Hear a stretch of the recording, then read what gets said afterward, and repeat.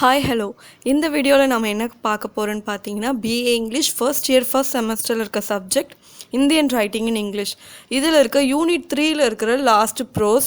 நம்ம unit 4 and 5 complete பண்ணியாச்சு, unit 1 and 2 complete பண்ணியாச்சு. யூனிட் 3ல் இருக்கிற ப்ரோஸ், இந்த ப்ரோஸ் வந்து விவேகானந்தாஸ் வேர்ல்டு மிஷன் அப்படின்ற ப்ரோஸ் வந்து பார்க்க போகிறோம்.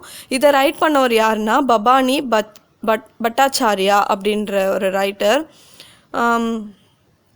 ஸோ இந்த ரைட்ரு யாருன்றது பாருங்கள். ஃபஸ்ட் இன்ட்ரொடக்ஷனில் எப்பயுமே வந்து நம்ம ரைட்டரோட இன்ட்ரொடக்ஷன் தான் கொடுப்போம். பபானி பட்டாச்சாரியான்ற ஒரு பிக்சரும் நான் கொடுத்துருக்கேன் பாருங்கள். So Bhabani Bhattacharya was an Indian writer who wrote social realist fiction. Born 10 November 1906, Bhagalpur, died 10 October 1988, Education, University of London, King's College, London. Okay, இவர் வந்து ஒரு Indian writer. Social realist fiction தான் இவர் மோஸ்ட்லி எழுதுவார். ஃபிக்ஷன் அப்படின்னா நாவல். ஸோ சோஷியல் ரியலிஸ்ட் ஃபிக்ஷன் தான் எழுதுவார். சமுதாயத்தில் நடக்கிற நார்மலாக நடக்கிற டே டு டே லைஃப்பில் நடக்கிற விஷயங்களை பற்றி எழுதுகிறவர். 10 November 1906 பிறந்திருக்காரு. அதுமாதிரி 10 இப்படி ஞாபகம் வச்சுக்கோ, உங்களுக்கு ரொம்ப ஈஸியாகவும் இருக்கும். ஸோ 1988 இறந்திருக்காரு. இவர் படித்த காலேஜஸ் நேம் கொடுத்துருக்காங்க. ஸோ இது வந்து இன்ட்ரொடக்ஷனுக்கு போதுமானது. இன்னும் உங்களுக்கு அதிகமாக கொடுக்க முடியும் அப்படின்னா நீங்கள் விக்கிபீடியாவில் கூட நீங்கள் சர்ச் பண்ணி எடுத்துக்கலாம். அண்ட் தென் நெக்ஸ்ட் பார்த்தீங்கன்னா அபவுட் திஸ் ப்ரோஸ். இந்த ப்ரோஸ் எதை பற்றி அப்படின்றத வந்து நான் இதில் சொல்லியிருக்கேன். So in this prose it shows how the inexperienced Narendra blossomed into Karmayogi Swami Vivekananda. So நரேந்திரான்றதும் இவரோட பேர் தான். நரேந்திர தத்தா அப்படின்னு இவருக்கு இன்னொரு நேம் இருக்குது. ஒரு எந்த எக்ஸ்பீரியன்ஸுமே இல்லாத ஒரு பர்சன். ஸோ இவர் எப்படி இந்த அளவுக்கு வந்து ஒரு சுவாமி விவேகானந்தாவாக மாறினார், ஒரு கர்ம யோகியாக எப்படி மாறினார், இவர் ஒரு எல்லாராலேயும் வந்து ரொம்ப வித்தியாசமாகவும் ஒரு புனிதமானவராகவும் பார்க்குற அளவுக்கு இவர் எப்படி மாறினாருன்றதை வந்து நமக்கு பபானி பட்டாச்சாரியா வந்து இது இந்த எஸ்ஏ மூலிமா நமக்கு சொல்கிறார். அவர் ஸ்டார்டிங் லைஃப்லேருந்து அவர் என்ன பண்ணி இந்த இடத்துக்கு வந்தாருன்ற விஷயங்களும் நம்மளுக்கு சொல்கிறாரு. சம்மரி பார்க்கலாம். விவேகானந்தாஸ் அப்பியரன்ஸ். ஃபஸ்ட்டு வந்து அவர் பார்க்க எப்படி இருப்பாருன்ற விஷயத்தை வந்து ஃபஸ்ட்டு சொல்லியிருக்காங்க. Bhabani Bhattacharya has presented an account of Swami Vivekananda's life. Vivekananda lived as a beggar in North India during 1888. He was not like the others. He was tall, broad, with a wide forehead and dark eyes. He wore the saffron dress of a Swami. He had nothing but a staff and a begging bowl with him. So இந்த பேராகிராஃபில் என்ன சொல்கிறான்னு பார்த்தீங்கன்னா, பபானி பட்டாச்சாரியா வந்து சுவாமி விவேகானந்தோட லைஃப்பை வந்து நமக்கு present பண்ணுறாருன்ற மாதிரி சொல்கிறாங்க. ஸோ விவேகானந்தர் ஸ்டார்டிங் ஸ்டேஜில் எப்படி இருந்தார் அப்படின்னு பார்த்தீங்கன்னா, ஒரு நார்த் இந்தியாவில் ரொம்ப வந்து ஒரு பார்க்குறதுக்கே வந்து பெக்கர் மாதிரி வந்து அப்படி தான் இருந்தார் என்ற மாதிரி சொல்கிறாங்க. டியூரிங் 1888 வந்து அப்படி தான் அவர் இருந்தாருன்னு சொல்கிறாங்க. இவர் மற்றவங்கள மாதிரி கிடையாது, பார்க்கவே வந்து ஒரு வித்தியாசமாக இருப்பார் அப்படின்னு சொல்கிறாங்க. எப்படின்னா, இவர் பார்த்தாலே தெரியும் ஒரு மாதிரி இவர் சின்ன வயசு ஃபோட்டோஸ் எல்லாம் பார்த்தீங்கன்னா டாலாக ப்ராடாக ஒரு மாதிரி ஃபோர்ஹெட் ரொம்ப பெருசாக நல்லா டார்க்கான ஐஸோடு இருப்பார். இவர் போட்டுக்கிற ட்ரெஸ் எப்பயுமே பார்த்தீங்கன்னா அந்த காக்கி கலரில் வந்து ட்ரெஸ் தான் போட்டிருப்பார். ஸோ எப்பயுமே ஒரு கையில் வந்து ஒரு பெக்கிங் பவுல் அந்த பாத்திரம் மாதிரி ஒன்று வச்சுட்டு இப்படி தான் வந்து இருப்பாருன்ற மாதிரி இவரோட அப்பியரன்ஸ் அவர் எப்படி இருப்பாருன்றதை வந்து நமக்கு சொல்கிறாங்க.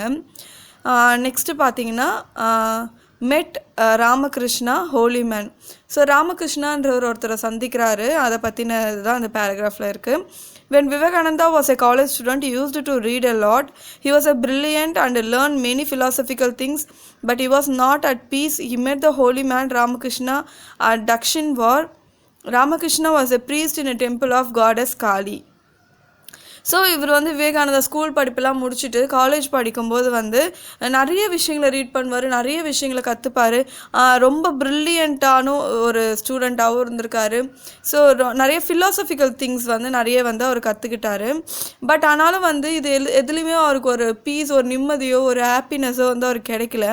ஸோ அந்த சமயத்தில் தான் யாரை மீட் பண்ணுறாருன்னு பார்த்தீங்கன்னா ராமகிருஷ்ணா அப்படின்றவரை மீட் பண்ணுறாரு. அவர் எங்கேருந்து வர்றாரு அப்படின்னா தக்ஷின்வாரில் போய் மீட் பண்ணுறாரு. அவர் ஒரு ஹோலி மேன், துறவர்கள் மாதிரி எதுவுமே எல்லா இன்பத்தையுமே திறந்துட்டு வாழ்க்கையை வாழுறாங்க இல்லையா, அந்த மாதிரி அவர் வந்து ஒரு காடஸ் காளி அம்மன் இருக்காங்க இல்லையா, அவங்கள வந்து வழிபடுறவர். ஸோ ராமகிருஷ்ணனை போய் பார்க்குறாரு. After learning from the great man, Vivekananda left his home for ever and become a swami. He meditated and prepared himself in the paths of a holy man. Okay, இந்த பேராகிராஃபில் என்ன சொல்கிறான்னு பார்த்தீங்கன்னா, ஸோ அந்த ராமகிருஷ்ணா கிட்டேருந்து நிறைய விஷயங்கள் நிறைய வந்து கற்றுக்கிட்டாரு. கற்றுக்கினதுக்கு அப்புறம் வந்து விவேகானந்தா அவர் வீட்டையே விட்டு அண்ட் தென் இதுக்கு முன்னாடியே வந்து காக்கி ட்ரெஸ்ஸு, அவர் நடந்துக்கிற விதம் எல்லாமே வந்து வித்தியாசமாக தான் இருக்கும். இப்போ வந்து டோட்டலாகவே ஒரு சுவாமியாக வந்து மாறிட்டார் அப்படின்னு சொல்கிறாங்க. இவர் எப்பயுமே வந்து மெடிடேட் பண்ணிக்கிட்டு ஒரு ஹோலி மேனாக மாறுறதுக்கு என்னென்ன வழிகள் இருக்கோ அதுக்கு வந்து அவர் தன்னைத்தானே வந்து தயார் செஞ்சுட்டு இருப்பார் அப்படின்னு சொல்கிறாங்க. ஸோ நெக்ஸ்ட் பேராகிராஃப் பார்க்கலாம். விவேகானந்தாஸ் ட்ராவலிங், அவர் எங்கெங்கெல்லாம் போனாருன்றது இந்த பேராகிராஃபில் நான் கொடுத்துருக்கேன். Vivekananda had a desire of seeing the world. He went to Benares, Ayodhya, Agra, Vrindaban and Hathras. Here he found Sedananda, who went to Himalayas with him. While traveling, he had great ideas in his mind. He believed in oneness of all. He left his hometown of Baranagur and stayed away for 6 years. During this time, he traveled from the Himalayas to the Cape. He lived with beggars, untouchables and criminals. Sometimes he was a guest of Maharajas. He saw that many people suffered. He strongly believed that religion will not fill the empty stomach. When he reached Cape Comorin, he did not have any money to pay for the boat, so he swam across the sea. Okay, இப்போ இதில் என்ன சொல்கிறாங்கன்னு கேட்டிங்கன்னா, விவேகானந்தா பொறுத்த வரைக்கும் இந்த world ஃபுல்லாகவே வந்து எல்லா இடத்துலையும் வந்து போய் பார்க்கணும் அப்படின்ற ஒரு ஆசை வந்து அதிகமாக இருந்திருக்கு. ஸோ அவர் எங்கெங்கெல்லாம் போனாருன்னு பாருங்கள். ஃபஸ்ட்டு அவர் போன இடம் வந்து பெனாரஸ்ன்றது. அதுக்கடுத்து பார்த்தீங்கன்னா அயோத்தியா, அந்த பிளேஸ் இதுதான், அயோத்தியாவுக்கு போயிருக்காரு. அண்ட் தென் ஆக்ரா போயிருக்காரு. ஆக்ரா உங்கள் எல்லாருக்குமே ரொம்ப தெரிஞ்ச இடம், எல்லாருக்கும் தெரியும். அண்ட் தென் பிருந்தாபன் அப்படின்ற ஒரு பிளேஸ்க்கு போயிருக்காரு. இதெல்லாம் வந்து உங்களுக்கு கேட்கவே வந்து வித்தியாசமாக இருக்கும். அண்ட் தென் ஹத்ராஸ் அப்படின்ற ஒரு பிளேஸ் போயிருக்காரு. ஸோ இந்த இடம்லாம் போயிருக்காரு இவர். அதுக்கடுத்து என்ன பண்ணியிருக்காருனா, செடானந்தா அப்படின்ற ஒருத்தரை மீட் பண்ணுறாரு. அவர் கூட சேர்ந்து ஹிமாலயஸ்க்கு போகிறாரு. ஹிமாலயஸ் போய் அங்கே நிறைய விஷயங்களை வந்து கற்றுக்கிறதுக்காக போகிறாரு. ஸோ ட்ராவலிங்லே போகும்போதே வந்து நிறைய கிரேட் ஐடியாஸ் வந்து அவர் மைண்டில் வந்து தோணுது, நிறைய கிடைக்குது. ஸோ அவர் என்ன நம்புகிறாரு அப்படின்னு பார்த்தீங்கன்னா, ஒன்னஸ் ஆஃப் ஆல். ஸோ அப்படின்னா என்னென்னா, எல்லாவற்றிலும் ஒருமை, எல்லாத்துலேயுமே வந்து ஒன்றா இருக்கணுன்ற மாதிரி ஒரு ஐடியா வந்து எப்பயுமே அவர் மைண்டில் இருந்துகிட்டு இருக்கும். ஹீ லெஃப்ட், அவருடைய அதாவது நம்ம இதுக்கு முன்னாடி பேராகிராஃப்லேயே பார்த்தோம், அவர் வீட்டை வந்து நிரந்தரமாக விட்டு போயிட்டாரு அப்படின்னு. அவரோட ஹோம் டவுனு அதாவது பரானாங்கூர் அப்படின்றத ஒரு பிளேஸு, அதை விட்டு 6 வருஷம் வந்து வெளியே வந்து இருந்திருக்காரு. ஸோ இந்த டைமில் வந்து ஹிமாலயாஸ்லேருந்து கேப்க்கு வந்து போயிருக்கார். கேப்புன்றது ஒரு பிளேஸு. ஸோ அந்த இடத்துக்கு போயிருக்காரு. நீங்கள் கேப்புன்றது நீங்கள் பிக்சர்ஸில் பார்த்தா தெரியும் எந்த இடம்ன்றது உங்களுக்கு. அண்ட் தென் இவர் வந்து நிறைய பேர் கூட தங்கியிருக்கார், நிறைய பேர் கூட வாழ்ந்திருக்காரு. யார் யாருன்னு பார்த்தீங்கன்னா, பெக்கர்ஸ் கூட, பிச்சை எடுக்கிறவங்க கூட, அன்டச்சபிள்ஸ் கூட, அண்ட் தென் கிரிமினல்ஸ் கூட அப்படின்னு சொல்லி நிறைய பேர் கூட வந்து இவர் இருந்திருக்காருன்னு சொல்கிறாங்க. ஸோ ஒரு சில நேரத்தில் வந்து மகாராஜாஸ்லாம் இருக்காங்க இல்லையா, பெரிய பெரிய ஆட்கள் இருக்காங்களே மகாராஜா, அந்த சமயத்தில் ரூல் பண்ணவங்களாம் அவங்க தானே மகாராஜாலாம் இருப்பாங்க. ஸோ அவங்களுக்கு வந்து கெஸ்ட்டாக வந்து கூட போயிருக்காரு. அவருக்கு வந்து கெஸ்ட்டாக கூப்பிட்ருக்காங்க, அந்த மாதிரி கூட போயிருக்காரு இவர். ஸோ இவர் வந்து நிறைய விஷயங்கள் பார்க்குறாரு. பீப்புள் வந்து ரொம்ப சஃபர் ஆகுறாங்க, சாப்பாடு கூட எல்லாமே எந்தளவுக்கு கஷ்டப்படுறாங்க அப்படின்ற விஷயத்தில் பார்க்குறாரு. பட் இவரை பொறுத்த வரைக்கும் ஒரு விஷயத்தில் வந்து ரொம்ப ஸ்ட்ராங்காக பிலீவ் பண்ணுறாரு. அப்படின்னு எதுன்னு கேட்டிங்கன்னா, ரிலிஜியன் அப்படின்றது வந்து நம்ம பசியை வந்து போக்காது. ரிலிஜன்ன்றது நம்ம அதை பிலீவ் பண்ணுறோம், அது சொல்கிறபடி நடந்துக்கிறோமே யோசம், அதையே நம்பிட்டு இருந்தால் நம்ம பசியை அது போக்காதுன்ற ஒரு விஷயத்தை மட்டும் அவர் நம்புகிறாரு. ஸோ அந்த கேப்க்கு போனார் இல்லையா, கேப் கொமரியன் போன உடனே அந்த போட் காருக்கு வந்து காசு கொடுக்கறதுக்கு, போட்டில் தான் அங்கே போக முடியும். ஸோ போட்டுக்கு போகும்போது காசு கொடுக்குறது, கையில் காசு இல்லை அவருக்கு. அதனால இவரே வந்து சீயில் ஸ்விம் பண்ணி போயிருக்காரு அப்படின்ற ஒரு விஷயத்தை நமக்கு சொல்கிறாங்க. அண்ட் தென் நெக்ஸ்ட் டாபிக் பாருங்கள், parliament of religions. People were talking about the parliament of religions. Vivekananda wanted to participate in this. A Maharaja gave him money to reach Chicago. He gave himself the name of Vivekananda at the time of leaving. When he reached there, he was cold and hungry. Speakers had to produce certificates to speak in the parliament. He did not have any. Luckily, he met a Harvard professor in the railway station. The professor got him to speak on Hinduism. Okay, இந்த பேராகிராஃபில் என்ன சொல்கிறாங்கன்னு கேட்டிங்கன்னா, விவேகானந்தா பீப்புள்ஸ்லாம் வந்து ஒரு விஷயத்தை பற்றி பேசுகிறாங்க. பார்லிமெண்ட் ஆஃப் ரிலிஜன் என்ற இடத்துல போய் நம்ம என்ன தோணுதோ நம்ம மனசில், அதாவது ரிலிஜியனை பொறுத்த வரைக்கும் நமக்கு என்ன தோணுதோ அதை பேசலாம் அப்படின்னு ஒரு இது இருக்குது அந்த பார்லிமெண்ட் ஆஃப் ரிலிஜியன்ஸ்ன்ற இடத்துல. ஸோ அங்கே வந்து விவேகானந்தா வந்து அவரும் பார்ட்டிசிபேட் பண்ணணும் அப்படின்னு சொல்லி நினைக்கிறாரு. ஸோ இதுக்காக வந்து மகாராஜா வந்து சிக்காகோக்கு போகிறதுக்காக காசு கொடுக்குறாரு விவேகானந்தாக்கு. மகாராஜாஸ்லாம் இவங்களுக்கு வந்து ரொம்ப க்ளோஸ் ஆனதுனால இவர் வந்து காசு கொடுத்து அனுப்பி வைக்கிறாரு. இவர் வந்து பார்ட்டிசிபேட் பண்ணலான்னு வந்திருக்காரு. விவேகானந்தா என்ற பேரில் தான் கொடுக்குறாரு. இவர் அந்த இடத்துக்கு ரீச் ஆனோடனே ரொம்ப கோல்டாகவும் ஹங்க்ரியாகவும் இருக்கு, ரொம்ப குளிருது, பசியும் வந்து அதிகமாக இருக்குது. அது மட்டும் இல்லாமல் அந்த இடத்துல யார் பேசணும்னு நினைக்கிறாங்களோ அவங்க ஏதாவது ஒரு சர்டிஃபிகேட் கொடுக்கணும், அவங்க படித்த சர்டிஃபிகேட் கொடுக்கணும் அப்படின்னு சொல்கிறாங்க. இவர்கிட்ட எதுவுமே இல்லை அந்த சமயத்தில் ரயில்வே ஸ்டேஷனில் ஒரு யாரை பார்க்குறாரு அப்படின்னா, ஒரு ஹார்வர்ட் யூனிவர்சிட்டியில் படித்தார் இல்லையா, அவங்க இருந்த ப்ரொஃபஸர் பார்க்குறாரு. அவரோட உதவினால் வந்து அவர் வந்து இந்துயிசம் பற்றி அந்த பார்லிமெண்ட் ஆஃப் ரிலிஜனில் பேசினாருன்றதை இந்த பேராகிராஃபில் சொல்லியிருக்காங்க. நெக்ஸ்ட் டாபிக் பார்த்தீங்கன்னா, spoke on the oneness of all அப்படின்ற டாப்பிக்கில் அவர் என்ன சொல்கிறாருன்னு பாருங்கள். Every one was shocked when he addressed them sisters and brothers of America. He spoke more then 12 times. People praised him. He spoke on the oneness of all and his voice was like music. He had suddenly become famous, but he did not like American culture.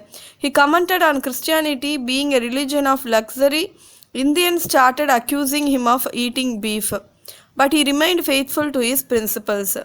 So இந்த பேராகிராஃபில் என்ன சொல்கிறாருன்னு கேட்டிங்கன்னா, இவர் வந்து இந்த பேசுகிறதுக்கு parliament of religion போயிட்டார் இல்லையா, போனோடனே வந்து அட்ரஸ் பண்ணுறாரு. எடுத்தோடனே என்ன சொல்கிறாரு அப்படின்னா, sisters and brothers of America அப்படின்னு சொல்லோடனே அங்கே இருக்கிற எல்லாருமே ரொம்ப ஷாக்காக பார்க்குறாங்க, இவரை வித்தியாசமாக பார்க்குறாங்க. ஸோ இந்த மாதிரி பார்லிமெண்ட் ஆஃப் ரிலிஜியனில் இவர் போய் மோர் தென் 12 times பேசியிருக்காரு அப்படின்னு சொல்கிறாங்க. 12 தடவை பேசியிருக்காரு. பீப்புள் எல்லாருமே வந்து இவரை புகழ ஆரம்பிச்சிருக்காங்க. இவருடைய எதை பற்றி முக்கியமாக அவர் பேசுகிறார் அப்படின்னா, ஒன்னஸ் ஆஃப் ஆல், எல்லாவற்றிலும் ஒருமை இருக்கணும். அதாவது கேஸ்ட்டுன்ற ஒரு விஷயமா இருந்தாலும் சரி, லோ கிளாஸ் ஹை கிளாஸ்ன்னு பிரிக்கிற அந்த ஒரு விஷயமா இருந்தாலும் எதையுமே வந்து பிரிக்கக்கூடாது, எல்லாத்துலேயுமே எல்லாவற்றிலும் ஒருமை இருக்குன்ற மாதிரி அதை பற்றி தான் அவர் எப்பயுமே பேசுவார். அவரோட வாய்ஸ் கேட்கவே வந்து ஒரு மியூசிக் மாதிரி இருக்கும். ரொம்பவே வந்து ஃபேமஸ் ஆகிட்டார். பட் இவரை பொறுத்த வரைக்கும் இவருக்கு அமெரிக்கன் கல்ச்சர் வந்து சுத்தமாக பிடிக்காது. இவர் வந்து கிறிஸ்டியானிட்டியை பற்றி ஒரு கமெண்ட் பண்ணுறாரு. கிறிஸ்டியானிட்டி தான் வந்து ஒரு ரிலிஜன் ஆஃப் லக்ஸரி அப்படின்னு ஒரு கமெண்ட் பண்ணுறாரு. ஸோ அதுக்கடுத்து என்ன ஆகுதுன்னு பார்த்தீங்கன்னா, இந்தியன்ஸ் எல்லாருமே வந்து இவர் வந்து அக்யூஸ் பண்ணுறாங்க, நீ வந்து பீஃப் சாப்பிட்றவன் அப்படின்னு சொல்கிறாங்க. பட் ஆக்சுவலாக இவர் வந்து பெங்காலி ஹிந்து ரிலிஜியன் ஃபேமிலியை சேர்ந்தவர்ன்றதுனால இவர் பீஃப் சாப்பிட்ற பழக்கமே கிடையாது. பட் இவரை இப்படி அக்யூஸ் பண்ணுறாங்க, நீ இது மாதிரி பண்ணுற, பீஃப் சாப்பிட்ற அப்படின்னு சொல்லி இவரை பற்றி சொல்கிறாங்க. ஆனாலும் வந்து நம்ம விவேகானந்தா பொறுத்த வரைக்கும் கடைசி வரைக்குமே வந்து ரொம்பவும் நேர்மையாகவும் அவர் எடுத்துக்கிட்ட கொள்கையை வந்து மாற்றிக்காமல் அவரோட பிரின்சிபல்ஸ்லேயே அவர் இருந்தாருன்றது தான் உண்மை. ஸோ நெக்ஸ்ட் டாபிக் பாருங்கள். Establish Ramakrishna mission.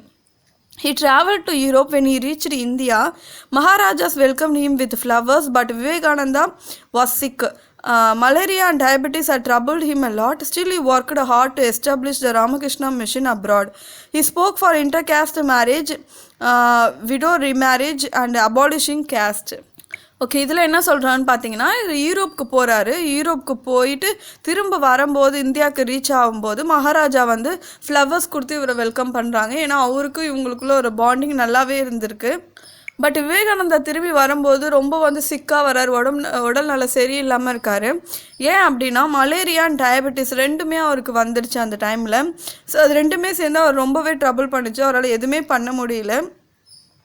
So but ஆனாலும் ரொம்ப கஷ்டப்பட்டு ஒர்க் பண்ணி இது மாதிரி ராமகிருஷ்ணா மிஷன் அப்படின்ற ஒரு விஷயத்த அப்ராடில் வந்து கொண்டு வந்தார். அதுக்கு ரொம்பவே வந்து ஹார்ட் ஒர்க் பண்ணார். இவர் முக்கியமாக எதை பற்றி பேசுவார் அப்படின்னு கேட்டிங்கன்னா, அதில் இன்டர் கேஸ்ட் மேரேஜ் அது வந்து இருக்கணும், இன்டர் கேஸ்ட் மேரேஜ் இருக்கணும், அவங்கவுங்க கேஸ்ட்லேயே அவங்கவுங்க மேரேஜ் பண்ணிக்கிறது வந்து அது ஓகே தான், பட் இன்டர் கேஸ்ட் மேரேஜ்ன்றது இருக்கணும்னு சொன்னார். இதுமாதிரி விடோ ஆகிட்டாங்க அப்படின்னா அவங்களுக்கு ரீமேரேஜ் பண்ணிக்கூடாதுன்னு இல்லை, விடோ ரீமேரேஜ் இருக்கணும்னு சொல்லினார். அண்ட் தென் கேஸ்டெல்லாம் வந்து அபாலிஷிங் பண்ணணும் அப்படின்ற விஷயத்த இவர் சொல்லியிருந்திருக்காரு. அண்ட் தென் விவேகானந்தாஸ் டெத்துன்ற டாபிக் பார்க்க போகிறோம். இது நீங்கள் கன்க்ளூஷனாக கூட ரைட் பண்ணிக்கலாம். Despite being sick, he traveled to Paris, Australia and other European countries. Even when he was dying, he went to Mayavadi on the Himalayas. But he was not defeated by death. He believed he had achieved something in his short life, which would take a lot of time. Okay.